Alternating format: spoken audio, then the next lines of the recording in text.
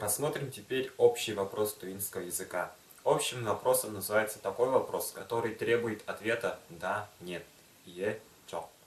В тувинском языке в конце общего вопроса стоит частица «п», вопросительная частица «п». Причем порядок слов сохраняется, как и в утвердительном предложении. Например, «сен хорайга өскенсен». Ты вырос в городе. Утвердительное предложение. Общий вопрос будет выглядеть следующим образом. Сен хорайга өскенсен п.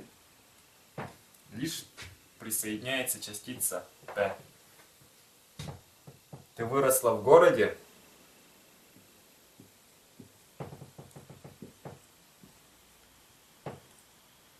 По Чааномбе. Это новая книга.